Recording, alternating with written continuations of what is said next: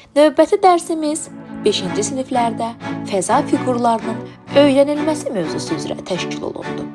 Bu dərsdə riyaziyyatı texnologiya ilə inteqrasiya edərək şagirdlərin həm nəzəri biliklərini, həm də praktik bacarıqlarını inkişaf etdirməyə çalışdıq.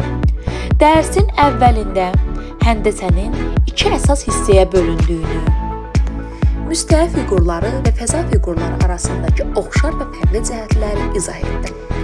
Daha sonra müstəvi və fəza fiqurlarının oxşar və fərqli xüsusiyyətləri haqqında şagirdlərlə müzakirə apardıq.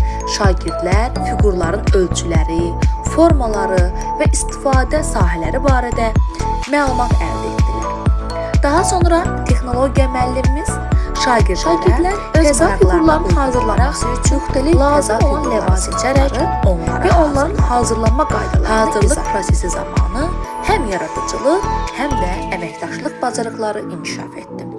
Dərsin sonunda isə hər bir şagird hazırladığı fəza fiqurunu təqdim edərək onun xüsusiyyətləri və hazırlanma mərhələləri haqqında məlumat verdi.